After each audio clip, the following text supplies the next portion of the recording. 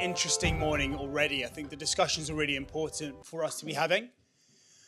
In around power and growth, the ability to electrify, as was alluded earlier, is without the electricity, you cannot develop. You cannot get the education. You cannot innovate. You cannot do anything. So that has to be the first problem that is solved. So today, what we're going to be doing, we're going to in 15 minutes, short and sharp, unpack a very big problem. So I'm going to introduce the panelists to the stage. So we've got Tony Tinu, who's the founder, CEO, and editor-in-chief of Renewables in Africa. Thank you.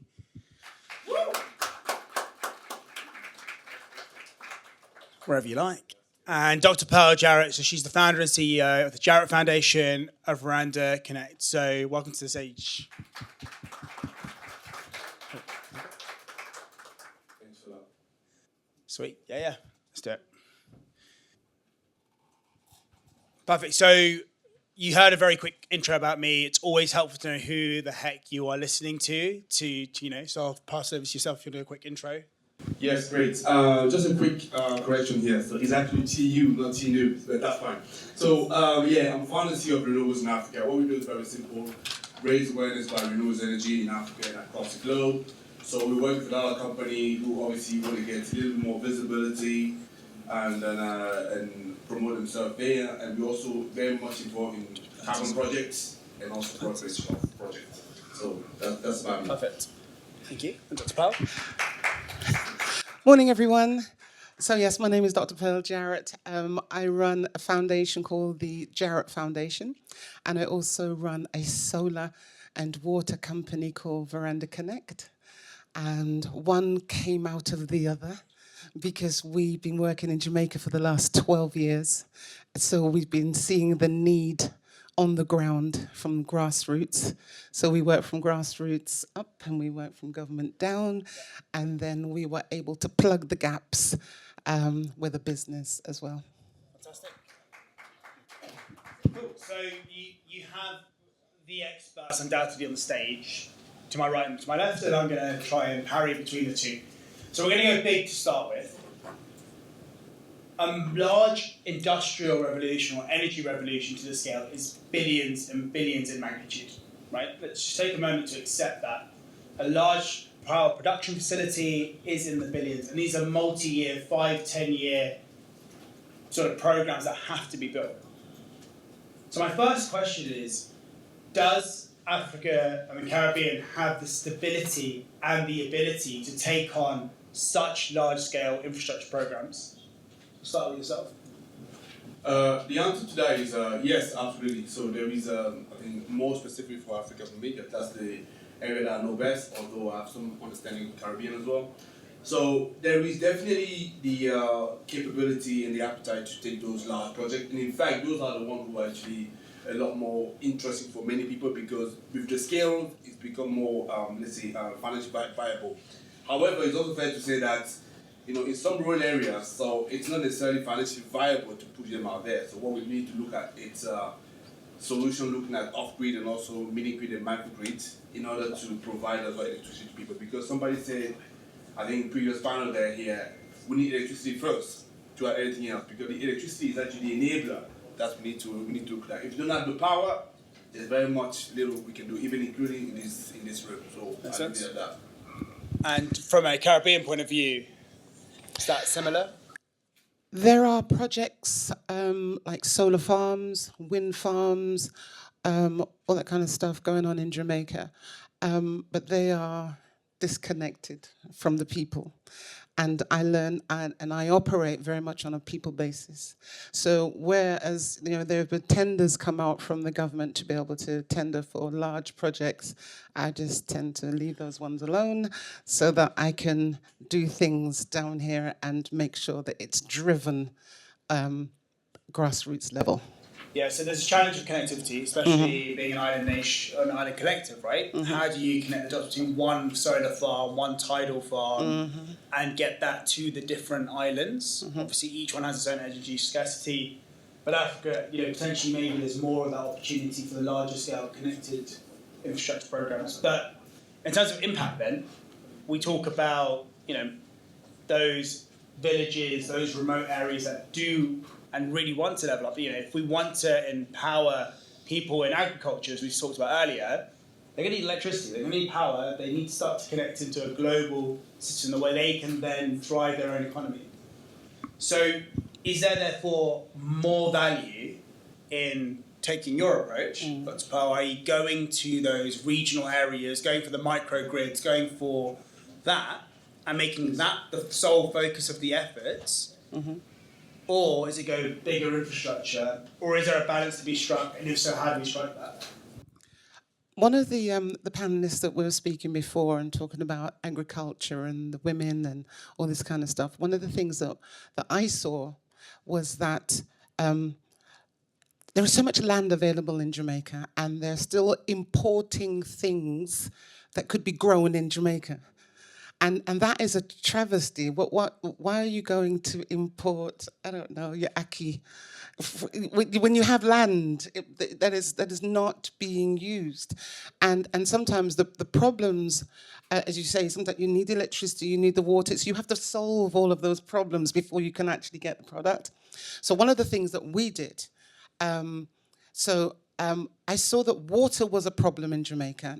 Jamaica goes from floods to drought and floods to drought. So they have water harvesting where they collect the water and they collect it in those big barrels and they collect the water. But once you've used that, it's gone.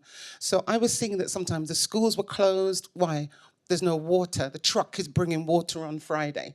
Or the farms, everything is brown. Why is it brown? Oh, it hasn't rained in months. So I was like, okay. So I thought to myself, when everybody was binge watching Netflix during the pandemic, I was really being geeky and binge watching sort of conferences about water and electricity. So what I did was I thought I'm not an engineer, but I'm a problem solver. So I managed to find this technology, because we used to have mold on our wall in our old house, and we had a dehumidifier. And it used to pull the water out of the air, and in the morning, we used to throw the water away. So one day I just thought to myself, wouldn't it be great if there was like a giant dehumidifier? So then I started to research. I thought, So I started to research it and find that there is this thing called an atmospheric water generator, which is basically a giant dehumidifier. So it pulls the water out of the air, and I thought, right, well, that's the water problem solved, but you cannot use that without electricity. It's not a passive system. It needs to be driven by power. So then I researched solar. Okay. So then I've attached solar to it, and I've attached water to it. So now I have a whole water sustainable ecosystem that you can put up and put anywhere, in the middle of a field, in the middle of a community, in a school, in a small business, and you flick that switch and the water is powered by the solar and the battery, and you have water 24 hours a day. How much is produced? That's incredible. That's right. So that's So I suppose two questions. A, who are the investors in the room? Put your hands up. Well, the thing is, I haven't really needed an investor, because I pitched the idea to a distributor. Okay. They're one of the biggest distributors in Jamaica, and we're now signed to them. Fantastic. Well, there we go. That's it. Yeah. And so with this system, and it'd be interesting to explore this, right? So you're able to generate how much water per kilowatt? Have you got some sort of stats for that? Absolutely. So once I sort of got this idea, I went to some engineers and explained what I just said, and I said, will that work? And they were like, yeah. So I'm like, yeah, result. So I went and I got the rights for the Caribbean, for all the different parts. And then, so the smallest one generates 30 litres of water a day. Wow. Every day, 30 litres of water. The biggest one generates 10,000 litres of water every day. Wow. You could use that water and come back, and you've got 10,000 litres again tomorrow. It's the size of a shipping container. That's incredible.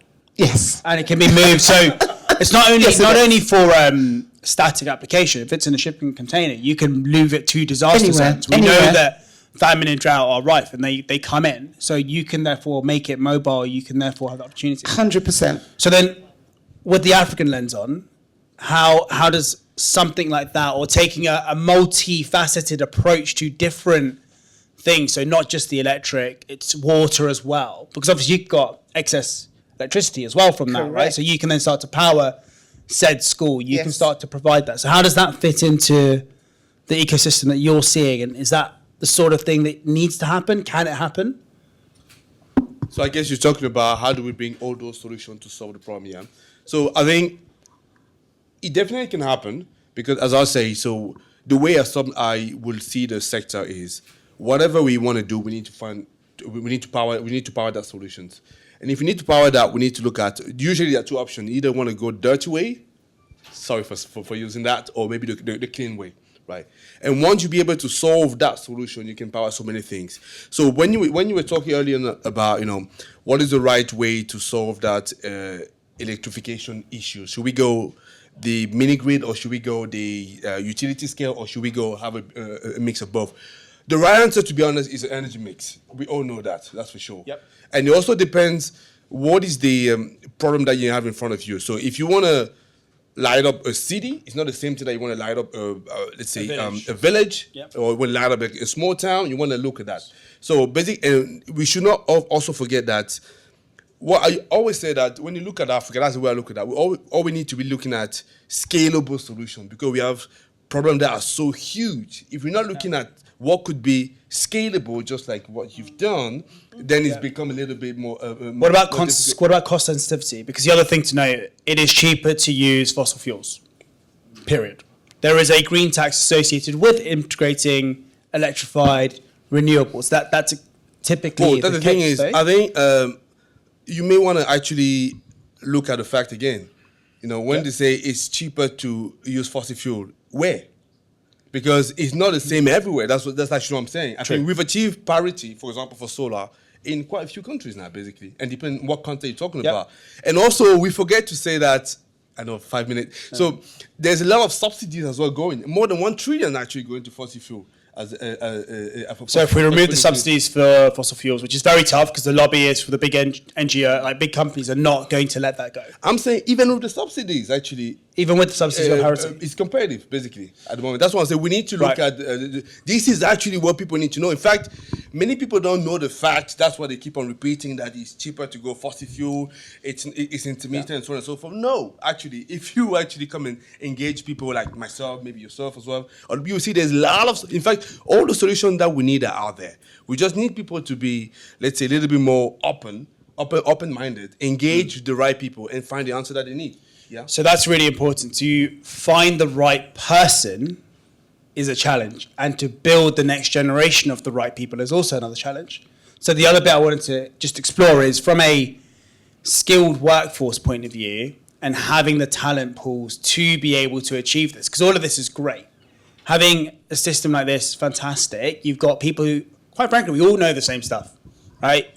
But getting it to the ground, getting it to those decision makers, getting the next pipeline of talent, the next kids motivated and engaged, what are the things, like if you had a magic wand, what would you do to get every single kid in Jamaica or the Caribbean really motivated and immersed and engaged with this and see some opportunity for the future to motivate them? Okay. So one of the things that I do in the UK is youth mentoring. So we do a lot of that. We work with New Scotland Yard and all kinds of people. So in Jamaica, the plan is, so this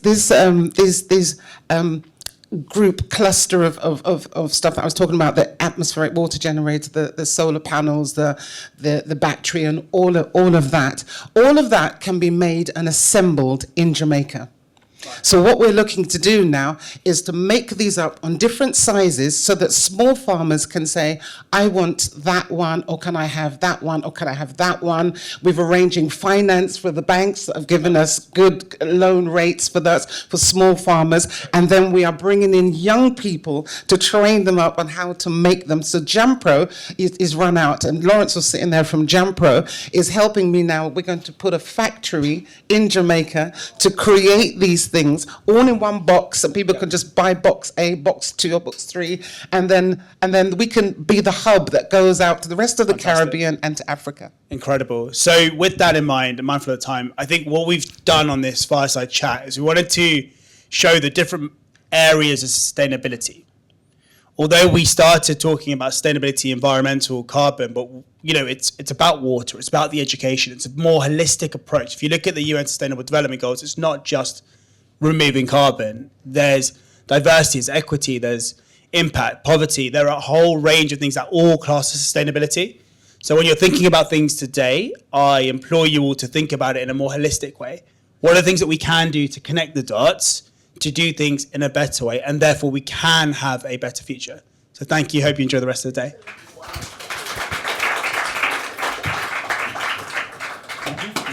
Wow. So we're going to have this discussion today. I'm not going to again introduce the panelists because I've been slapped on the wrist or the hand. So I'm going to introduce the moderator, and that person is Jamie Lee Abtar, who's marketing director for Not in the Guidebooks. Round of applause. 15 minutes? 15? 1-5? 1-5. Okay, if you can do 1-5. I know, but I believe in you. Maybe 20 if I'm being generous, but we're trying to make us some time, yeah? Thank you so much. I'll give you a microphone. Thank you. And the next time you go to Barbados, you need to reach out so that I can help you to find all of those like locally owned businesses, because they are there. It's all about how do you harness that. Yes. And on our panel today will be Her Excellency Rachel Crony and also Grace Monyiri. If I got that right, sorry guys if I messed up your names.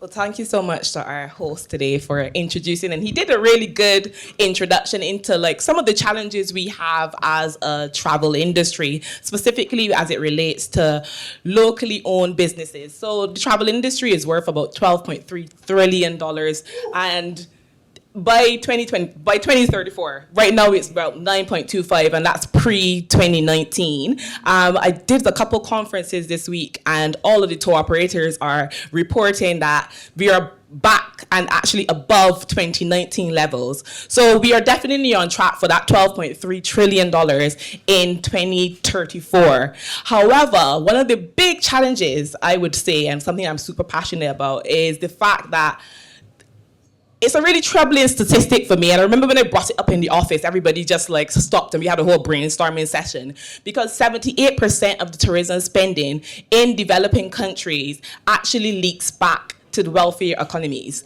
And that means that only about 5% of tourist destination spending reaches local communities that actually need that money. And it's a proven solutions. We know what the solutions are for this. However, you know, one of them is the fact around community-owned tourism and developing the potential to retain that expenditure into destinations. I believe it's almost like 2 to 3% of 2 to 3 times the. Once it's a locally owned business, we are able to keep at least 2 to 3 times that amount of money. So I'm really lucky to have 2 amazing panelists here with me today, Her Excellency from Grenada. And I need to kick off this conversation, and with the limited time that we have, can we talk to me about some of the initiative that Grenada is doing from within the local, what Grenada is doing for the diaspora, and not just for the diaspora, but also for like local communities back home, and how are you supporting those local communities to really keep that money within our destinations? Thank you, and thank you so much for being here. So really quick, with the limited time, I'll try to condense a lot of this because there's so much I can talk about on tourism and what we're doing, and sustainable tourism, which is something that I'm passionate about. In Grenada, we have a saying that tourism is everybody's business.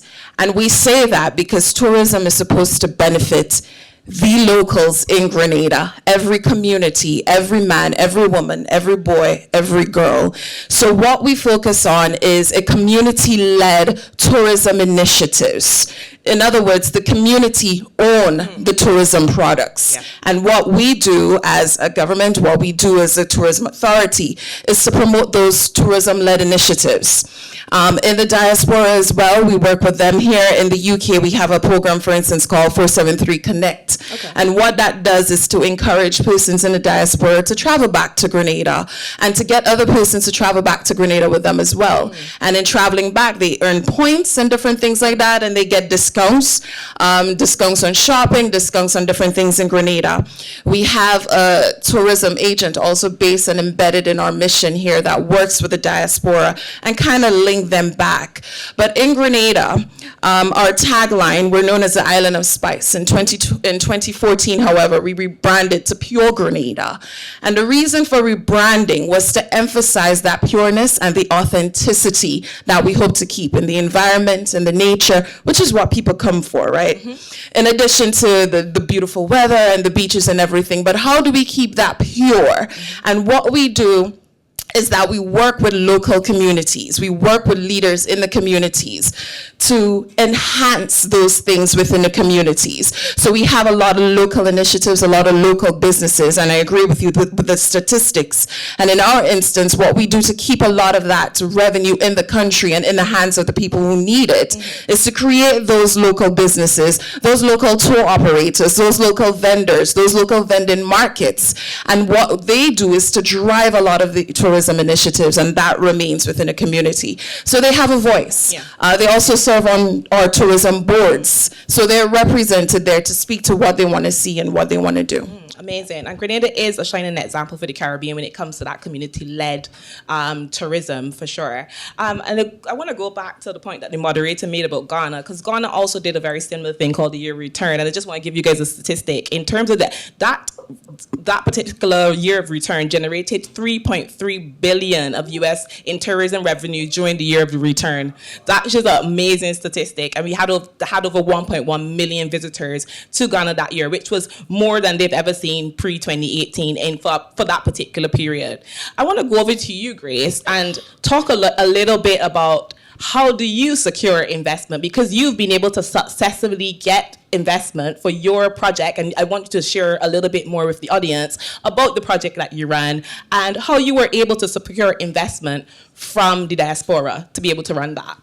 Thank you so much for the question. So how I've been able to secure investment from the diaspora people, I ran a mentorship program for young girls in Africa. So just a bit of background based on that. I come from a community where education for young people, especially young girls, is very undervalued. And it was so easy for me to be given off to be married at the age of 15, 16. So being forced into these early marriages, I decided to start this foundation to help young African girls to access education, and not only that, to be leaders in the community. So having people in the diaspora has been a great, and it has been very impactful in my empowerment program, because I have people who live in the UK and been born actually in the UK, but they have roots back in Kenya, and they're like, oh, you run an education program in Kenya. I would like to sponsor someone to study. So currently I have 5 scholars at Cardiff University being sponsored by one person decided to sponsor 5 scholars from Kenya to study paid for their full tuition. And I feel that is how us people in the diaspora can be impactful. So far, our program has been able to change the lives of 700 young girls. And when I have these mentees, when I'm talking to them and they tell me, Grace, I think when I grow up, I want to be an air hostess, but my parents think that it's valuable for my young brother to go to the university and for me to get married at the age of 17. And it doesn't sit right with me. So yeah, the diaspora people have been very, very impactful in my program. Okay, Thank guys, you. make sure you get her details and go to is it a GoFundMe page or something? Because I think it's such an amazing initiative that she started, and the support from the diaspora to be able to help those local people who not necessarily have those funds. I want to also talk to you a little bit, well, I'll go back to you, Her Excellency, and talk about, from a governmental perspective, how is the government, what actions is the government taking to actually support these local communities and these local people who are doing these projects, really? Yeah, sure. And I'll also loop in the diaspora in that. So we recently created an Office of Diaspora Affairs and appointed an ambassador for the diaspora. And a part of that is, so speaking specifically for Grenada, and I'm sure the rest of the Caribbean as well can talk, the UK is one of our oldest diasporas, and we often say that we probably have more people living in the UK, the US, outside of Grenada than we actually have living in Grenada itself. But these people bring a wealth of knowledge, of experience. And what we are doing as a government is that we created this office and we look at ways, how do we incentivize people in the diaspora to come back to Grenada, come back to their local communities, to work with the people on the ground, to invest in Grenada. So we look at our policies, ways to incentivize them. We look at incentivizing measures as well for the local communities to get them to do more. So whether that is providing loans, whether it's providing capacity building, providing training, that's some of the ways that we work with them, and also ways in which we kind of try to attract the diaspora to come back. In addition to that, we look at our investment climate. How can we make it more attractive for investors, for Grenadians in particular, that is outside of Grenada. And another thing that we also do is that we now have an initiative where we can have persons in the diaspora serving on statutory bodies, as well as serving on other organizations, and they don't even necessarily need to come to Grenada to do that. We were talking about digitalization earlier, and that is one mechanism that we're using to engage the diaspora and to work with local communities. There's a strong bond between, believe it or not, people in the diaspora and the communities and where they come from. And we try to utilize that and use that strategy to kind of link them back and see how they can help the local communities. That is amazing. And do you guys, by any chance, I'm not 100% sure, do you have a citizen by investment program as well? Yes, we do have a citizenship by investment. There are some other destinations that utilize that for tourism funding and for tourism development. Is that quite we do it as well. We just recently rebranded to immigration. We changed the name recently, but it's the same concept whereby persons can invest in the country in projects, whether it's infrastructural, whether it's tourism, or they can make contributions to our national fund, and they can get citizenship. Fantastic. And I'm also going to, leading on perfectly from that, it was two people today actually mentioned a project that Jamaica is doing called the Next Gen Travel, which is supported by Sackville Travel Wave in Audience Laverne. And basically they're taking back the first, second generation back to Jamaica to actually be a part of like internships, mentorship programs, which I think is such an amazing opportunity for them. If for me being like, I moved here, so I'm like, well, let's make me first gen. For me and my kid, I want my kids to experience what Barbados and living in Barbados is like, so that they've got that close affinity to the destination. So I think that's such an important initiative that's being happened by Jamaica and needs more mention. Grace, and we'll be so limited for time, but I know there's so much I want to talk to you about, especially from a technology standpoint. How do you see technology being used to support the development of local community initiatives? Apart from a mentorship program, my professional work, I work as a data scientist with a specialization in AI and machine learning. And what think from the technology point of view, how we can help these local communities, especially in the tourism sector, one of them is creating crowdfunding platforms, because I was talking to the moderator earlier on and saying that people in the local communities, they have ideas, but they don't have the finances, or even they don't even have the finances for them to create these technologies, for the technology to work for them. Also, they need mentorship programs, because when you have the idea and you know how to implement it, and you get someone who can help you through that, then that will make it work for the local community. And that is what the tourism sector needs, especially in one of us talked, I think it was Chris who talked about going for the safari. You go to the Maasai people, they don't even have access to electricity over there, but they have all these ideas on how they can empower the tourism sector in the country. So how can you do that? You can only do that through technology and helping them by providing the finances for it. Thank you.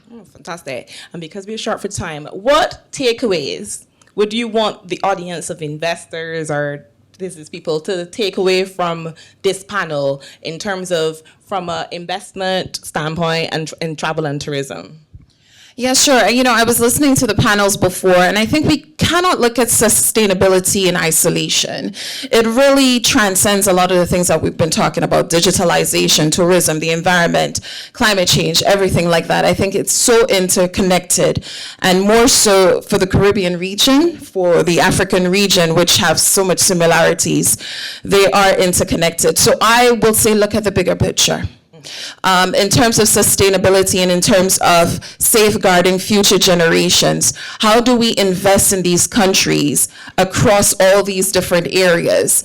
And one of the things that I think is really critical that I would say to investors as well is in terms of building capacity. And capacity in itself, building capacity is sustainable, because you're not just going there and doing something or building a plant or giving finances, but how do you train and upscale future generations to continue what you have started? So that is what I would advocate for. Amazing. My key takeaway will be, let us engage the youth. One of our speakers yesterday said that 50% of the people in Africa are under the age of 20 years old. So if we engage the youth, then we can be able to develop the tourism sector. Also, let us share the success stories of people who have done it, especially in the local communities. I have a mentee who lives in the Maasai land, and she started, here it is, marketing my mentee. She's creating these Kenyan bracelets. And my mentee, what inspires me most about her is she didn't have the chance to go past high school because she was told that she needs to get married at the age of 18 years old. But she decided to use her skill of bead making and making these Kenyan bracelets for her to showcase what her country can offer. Because anytime you see someone with a Kenyan bracelet, you say, oh yeah, you're from Kenya. I mean, this is our brand, right? So let us showcase the stories of these people who have been able to make something of them and promote the tourism sector in our home countries. Thank you. Amazing. I think I'll give one last, I don't know if it's a takeaway or just a piece of advice, but I think from a Caribbean and Africa, more Caribbean than anything, from working in big global travel brands who are focused on sustainable and responsible travel, they always struggle to find products within the Caribbean, especially from like a locally led perspective. So I'm thinking, as you are going back home to your countries, I advise you to like look to see what opportunities are available to really harness that. The travel industry is changing in terms of what consumers want from their travel holidays. People want transformative experiences. People want to be immersed in the destinations. They want to spend time with the local people. And we struggle so much from like an Africa and Caribbean perspective to put those on the platform. So I encourage you guys that as you go back home to your destinations, look to see what opportunities there are available there to kind of start to bring this more to the forefront. But I hope you guys have a great day and you can find us all online, I guess. Have a good one. Smashed it. Can I just say that every accent on that stage made my heart sing. I was like, wow, wow, wow, wow, wow. Thank you very much. I'm told I have very few minutes and I have a 2 hours presentation. I'll just try to put it close because I'll take a short time because you really did a big part of my work. Okay.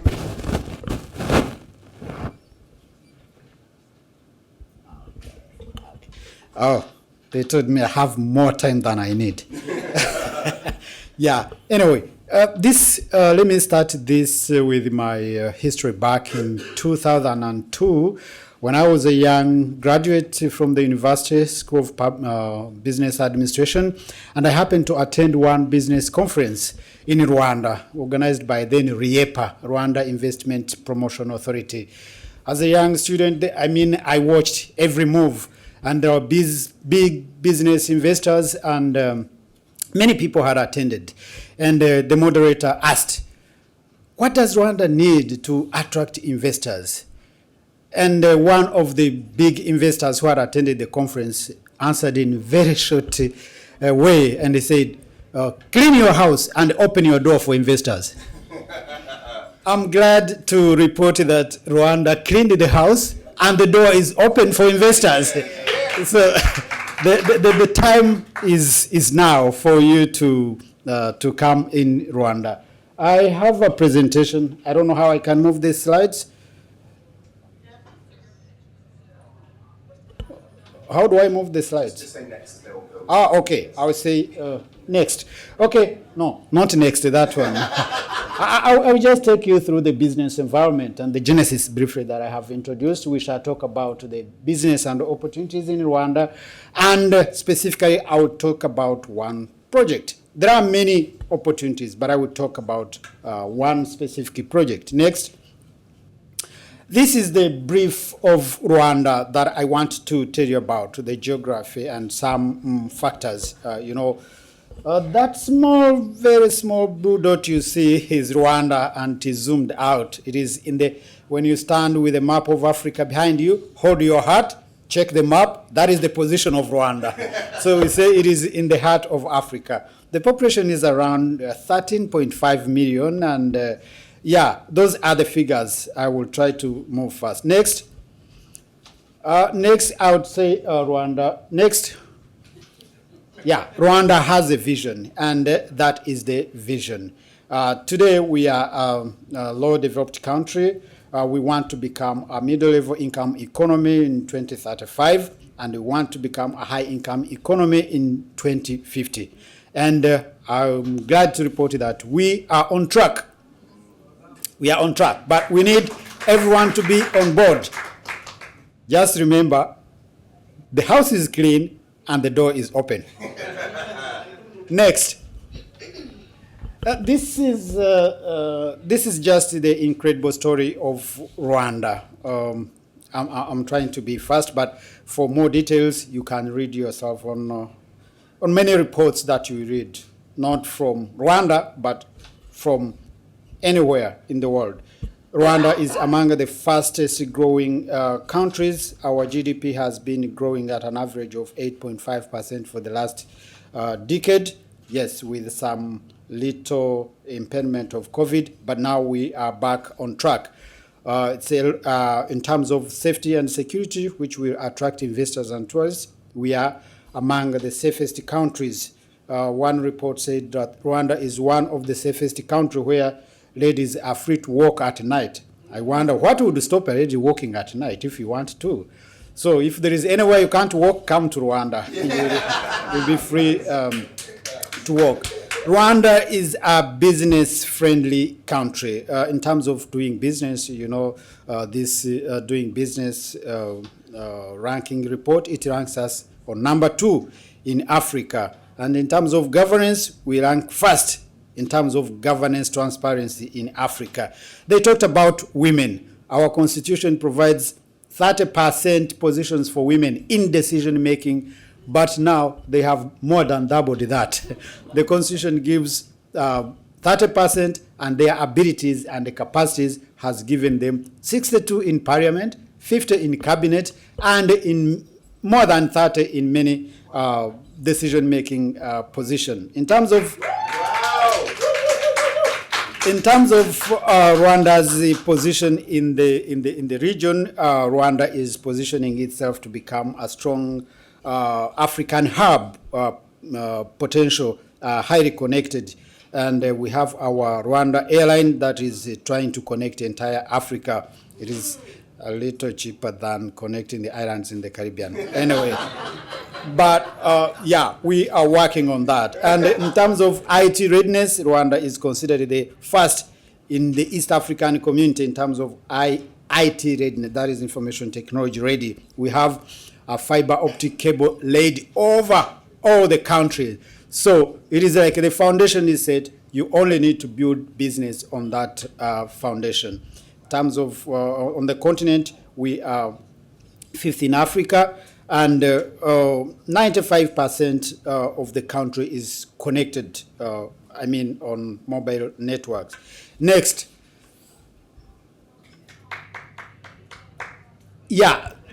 Every sector you want to think about in Rwanda is an opportunity. So everyone is welcome.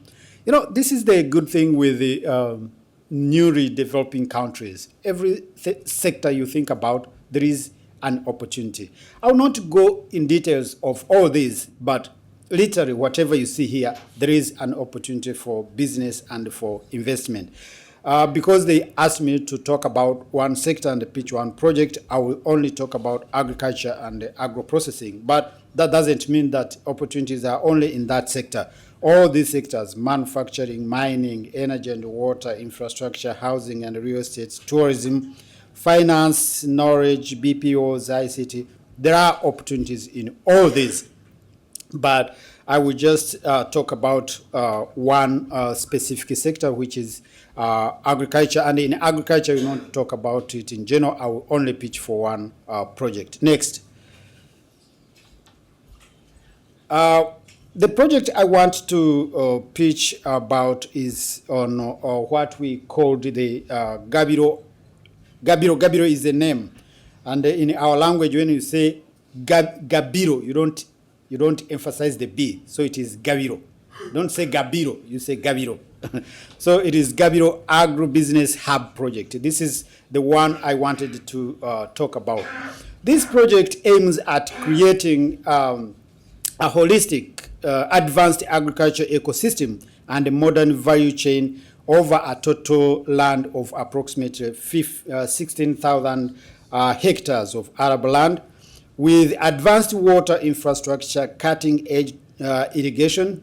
They talked about precision irrigation. This is what we are trying to do on this land.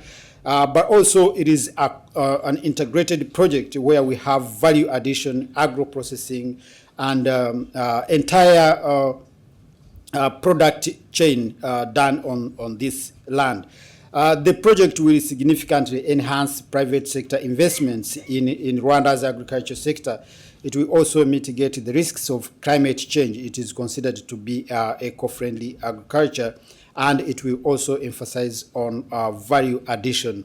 One of the issues discussed here in the morning was that some countries have land, but they still remain like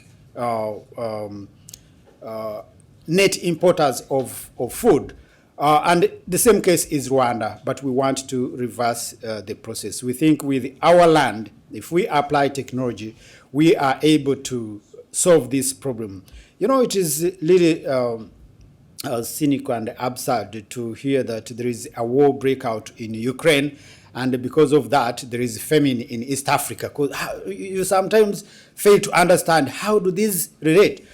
There is war in Ukraine, there is famine in East Africa, and you wonder what went wrong, what is the relationship? But the relationship is that most of our countries are just net importers of food. You know, when you stop the supply chain for wheat grains, people will suffer. When you say we are not supplying rice, people will suffer. But does it mean they don't have land to cultivate all this? What is missing? So what is missing is what Rwanda has discovered. It is just put your land to appropriate use, and you will never be a food importer. And this is what the Gabiro irrigation scheme is all about. We intend to use this land to produce a harvest that will not only be sufficient for our own consumption, but also for export. And the first phase, this project is in two phases. The first phase is already done.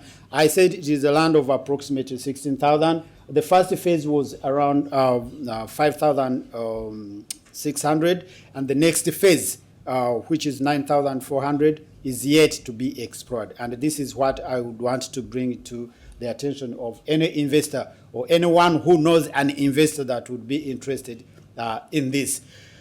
Let me tell you a little bit about the first phase. The first phase was, it was an investment. It was a joint investment between the government and the private sector. What the government did was to provide land. It is one of the eastern part of the country which has a river that runs through, but it was like a dry land. So it is purely on irrigation. So the government provided land. The government created canals and reservoirs, so water was drawn from the river to make it ready for irrigating crops around. So the other partner, who is the technology partner to develop the land, brought the technology, and they created what they talked about here, precision irrigation. And we are beginning to see really the output of this. That first land, portion of land, which is 5,400 hectares, is now fully taken by investors. When the government developed it with a partner, it is fully taken. Now we are talking about the second phase. We are confident that upon completion of this second phase, Rwanda will never import any food again. and we will be ready to export food to the neighbor. So that is the eureka I talked about. I mean, what is missing? That is what we have discovered. This is the summary of the project, and for those who would have any interest, I will share my contacts with the organizers, and please feel free to reach out. I think I will not take, I was given more than time I needed, but I think I will give you time to ask me any question you want if moderator allows, so that we can use our time effectively. Thank you so much.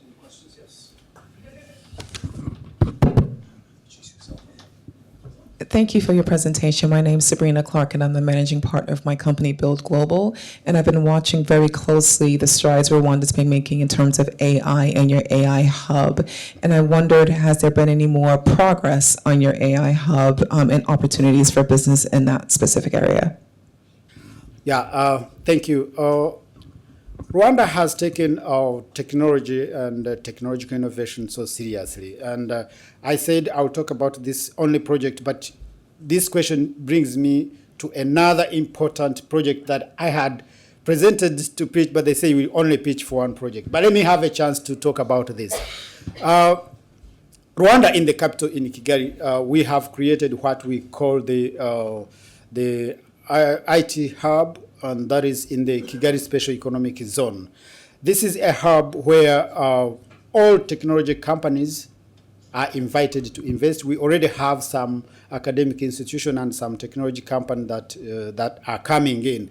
The issue here to address is you come, do anything, I mean, technology related that can help the world deal with any issue. And one of the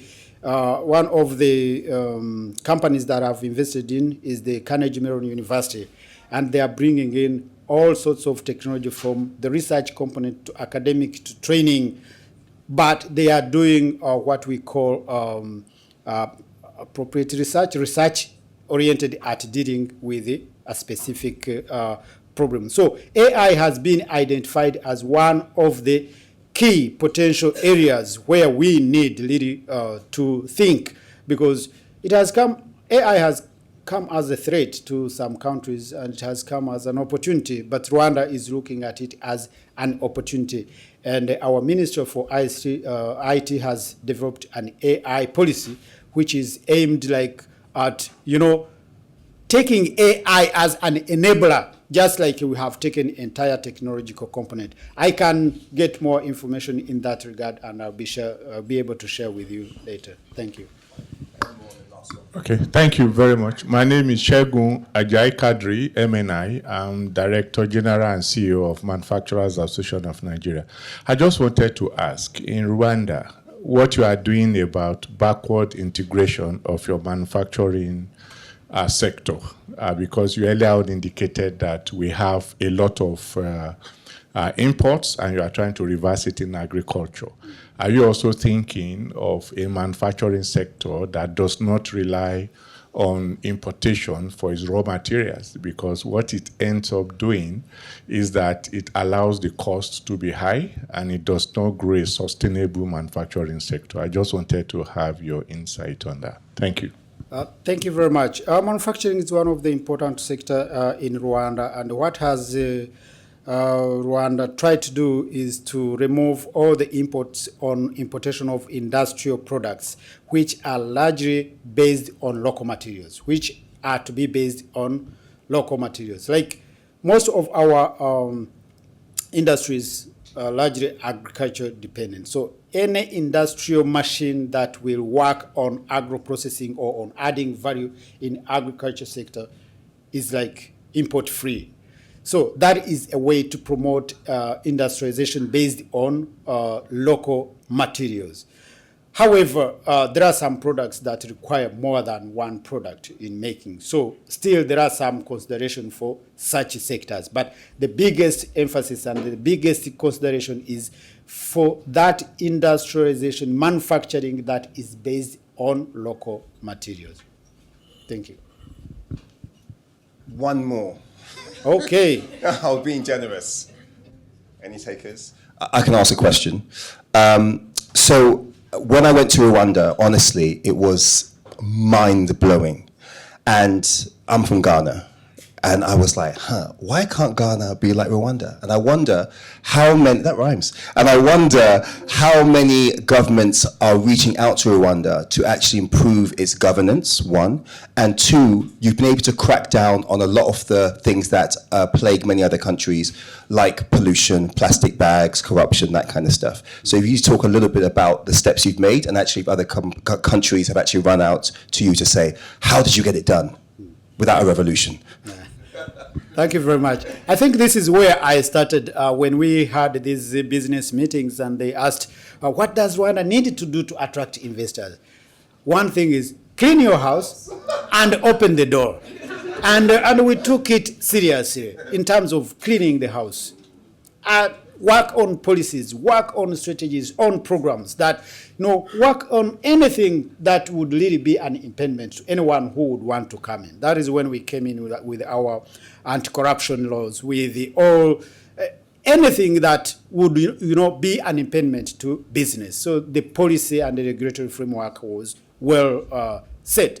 And then put up institutions and the mechanism that will facilitate people when they come in. And that's where we have institutions like Rwanda Development Board, which is like your gateway into Rwanda. When you come in Rwanda, you go to Rwanda Development Board. There is one-stop center where you will have all your issues dealt with, information about investment, information about, what opportunities are there, then business registration, then opening bank account, then register with migration, and have your certificate released. Just in one place. Everything is done. So this is one way of cleaning. Now, what we did was not only to be kept with us, but Rwanda has opened up to sharing lessons and experiences. And we have one Rwanda Cooperation Initiative, which is like an entity now that has been tasked to share Rwanda's knowledge and experience to whoever comes. So if anyone wants to come to Rwanda and wants to share Rwanda's experience, we always connect you to Rwanda Cooperation Initiatives. Anything you want in terms of homegrown solutions and other solutions, we are ready to share. There are many governments coming, many countries coming to Rwanda to share lessons from Africa, and Rwanda has not turned anyone back. So they are coming. We have like from the region, from West Africa. We are developing strong cooperation, and we are now empowering our airline to connect Africa. So we are more optimistic, and we think there is more to come. Thank you. Amazing. I have a question. Yes. I'm an actress. I reside. I don't need the mic. The question is, there's no... Oh, sorry. My name is Messiah, I'm an actress, and you haven't said anything about art and entertainment. Mm-hmm. So what do you have that I can come and assist? Mm-hmm. Yesterday I left the meeting a little earlier to go and meet with some people from the art sector to see how we can really work together in the art sector. Art is a huge subject that I'm not an expert in, but I know there is visual arts, there is performing arts, there are a lot of things. And our Ministry of Arts, Ministry of Youth and Arts has developed the Department of Arts really to help, strategize and see what Rwanda has to share with the world in the sector of arts. I'm sure there is quite a lot that is in Rwanda.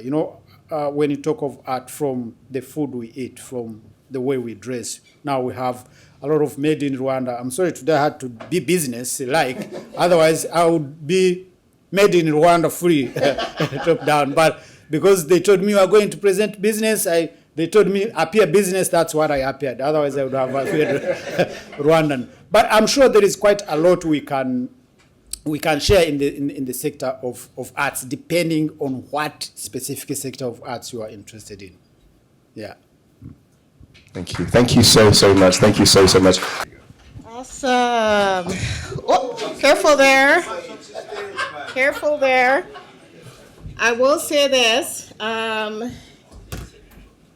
The house is clean, and we're just going to have people come in now. So My daughter-in-law is actually from Rwanda, so I'm kind of torn between I have my daughter-in-law and my grandson. So my grandson is, I just aged myself, I know.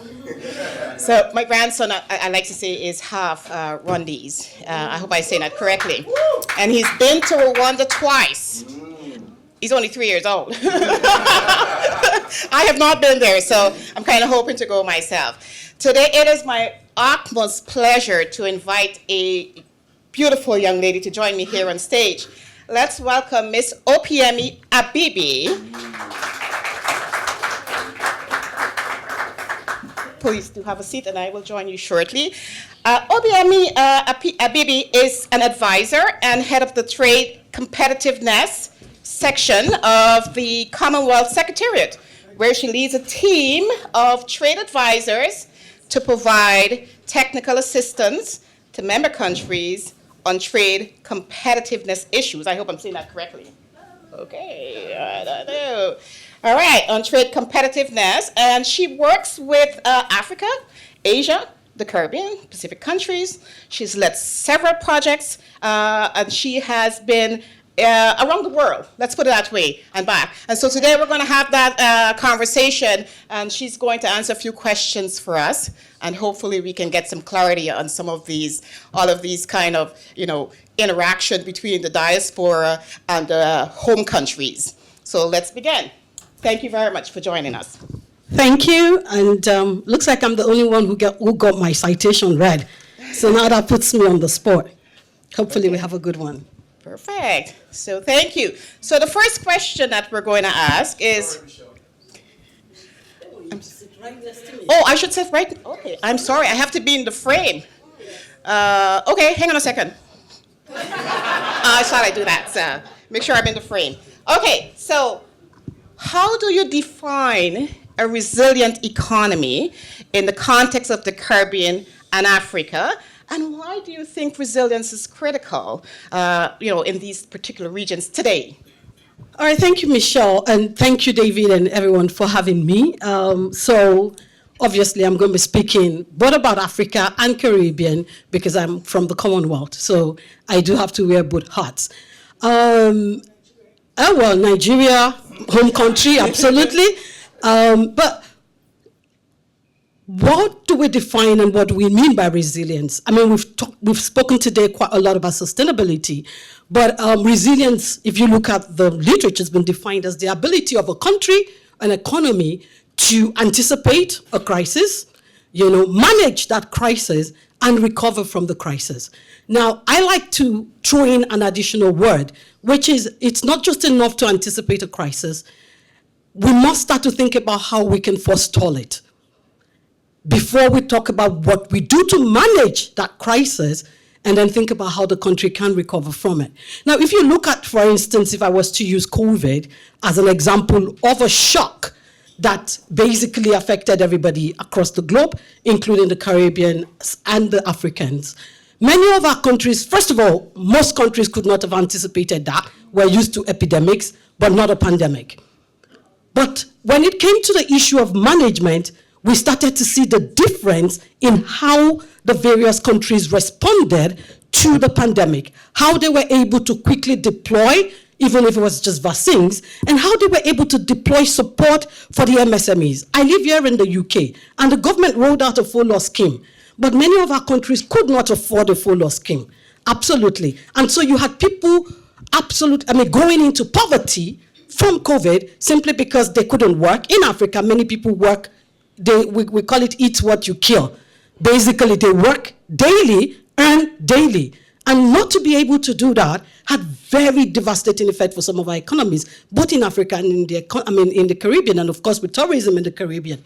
Think about what we heard this afternoon, that it's only now that the tourism sector is recovering back to pre-COVID. If the countries were dependent only on the income that came from the tourism sector, think about how long it's taking those countries to recover.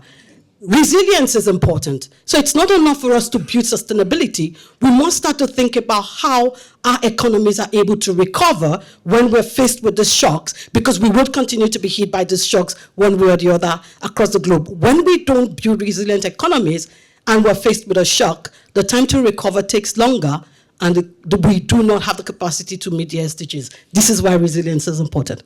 That is awesome. Thank you very much for that. 100%, yes. If we don't have resilience, I'm afraid we're going to be stuck, and we saw that very clearly from the pandemic. And you know what I discovered during the pandemic?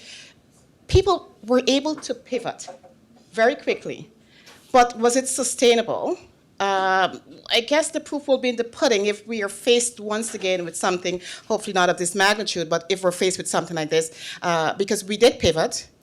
During a very short time. I work within the financial services industry within Canada, and everything is so very, regimented. Compliance is really crazy. But unfortunately, we didn't cater for something like COVID. And when it came, however, we had to be able to pivot to having online conversations with our clients, having documents signed online, etc. So I think everything that you said there, it kind of, it really does, what's the word I'm looking for? It's hinges. That's the word. Where did it disappear to? It hinges on our being resilient. And again, so thank you very much for that. I have to keep going because otherwise I'm going to put on my Fidel Castro kind of appearance and next thing you know, you're here for the next foreseeable future. So what are the key challenges that economies in the Caribbean and Africa face in terms of climate change and global economic shifts? Okay, so African countries and Caribbean countries have different vulnerabilities, some similar, but there are still some things that are quite distinctive. So in the Caribbean, the vulnerabilities are, climate, obviously, it has to do with floods, the hurricanes. There is a hurricane season in the Caribbean. Everyone knows about that. The countries can plan for that, anticipate it. Of course, everyone got hit by the pandemic. That's a vulnerability. We all are vulnerable to that. Another vulnerability for the Caribbean is high debt. So economic vulnerability. Many of the Caribbean countries are dependent on tourism. So if one thing affects that sector, it takes out quite a bit of the chunk of GDP. The hurricanes have devastating effect. We saw what happened with Dorian in the Bahamas. And those are things that are specific to the Caribbean. In Africa, we even have it worse. In Africa, we have droughts, we have floods, which are climatic vulnerabilities, but we also have political vulnerabilities. We have social fragility in a lot of African societies. We have the wars that's going on, we have coups, we have political instability, and then in addition to the things like the pandemic in Africa, unfortunately, we also have health vulnerability, where you think about Ebola. It's in the African regions where you have some of these things that basically impact on the entire country. We had monkeypox. Again, it was coming out of Africa. So these vulnerabilities are the things that make our countries even more susceptible. That's the word. Okay, I could say it in Yoruba if I wanted to. But those are the things that make our countries even more vulnerable. And in the Commonwealth, one of the things that we did in 2021 actually was to create what we call the Universal Vulnerability Index. Because think about the fact that I just talked about high debt. Now, when the Caribbean countries in particular go to the World Bank, they are not able to assess lower concessional rates simply because the measurement for the World Bank in giving lower concessional rate is GNI. The Caribbean countries are considered high middle income countries. So even when a country like in the Caribbean is faced with these huge challenges, they are not able to get the kind of financing that they need to quickly help them recover. Many African countries could get it because many of them are LDCs. So one of the things we were trying to do in the Commonwealth is to say that how we measure vulnerability must start to impact on what the development banks are doing. Yes. You cannot say that because a country like Grenada or Jamaica have very high income, gross national income or GDP, they do not have access to the same kind of concessions or grants or debt swaps that some of the other countries have, because the impacts for these economies are very horrendous. In the Caribbean, 69% debt to GDP ratio, and you still cannot get concessional financing or debt swap. Yep. Something has to give. And this is what the Commonwealth is advocating, that we must use a different set of indicators to measure vulnerability, and we must make that indicator and that vulnerability work in favor of the countries. Yeah. Thank you very much for that, and we're kind of pressed for time. I see the time ladies giving me the eyes. How can technology and innovation be leveraged to drive climate adaptation and the economic resilience in the Caribbean and Africa? I think that question has been answered today, so I'm rushing. We've heard, I've been wowed by some of the things that I've heard that's been done by the lady in Jamaica who's talking about how you create, water from. These are the things that would help us to ensure that we build in the resilience that we need in our countries that allows us to be able to recover and, more importantly, adapt. Like you said, technology. This is the one big thing that would give both the Caribbean countries and the Africans the ability to leapfrog. One of the reasons why Rwanda is doing as well as it's doing is because they have taken on board technology and innovation, and they are even using AI now to find solutions. In the Caribbean, there's a lot that's going on now about how to ensure we're tracking the weather, the waters, the oceans, so that we can forestall. Because this is what I was talking about. When you talk about resilience, if we can do anything that allows us to forestall some of the impact of the hurricanes, so whether that is building climate-resistant infrastructure, in Japan they have buildings that can withstand earthquakes so that the buildings move. These are the ways that we ensure that when we face the shocks, we not only manage them, if we cannot forestall them, we at least have the capacity to be better prepared, less loss of lives because we know what's coming, less loss of infrastructure because the infrastructure is built in such a way that it can withstand some of these impacts, and possibly then give us the opportunity to recover a bit quicker from some of these egregious shocks. Wonderful. Wow. You know what? I almost don't want to ask my last question because I think you've pretty much covered everything. But ladies and gentlemen, just imagine it's the year 2050. I want to ask you, what does a truly resilient Caribbean or African economy look like? It is 2050. So let me put on my gazing heart and see if I can look that far into the future. But frankly, a resilient economy in the Caribbean or in Africa. One of the things that I am, obviously, I'm a diplomat in the Commonwealth, so I try to be very diplomatic, but I've worked in the trade sector forever. And in my country, and in a lot of African countries, even more than, I don't even know, and I joined this conversation maybe 20, 30 years ago, like you. I'm giving up my age now. And we've been talking about the fact that our exports are commodities, commodity-dependent economies. We're still exporting in my country crude oil. Very little value addition. Ghana is still exporting mostly cocoa.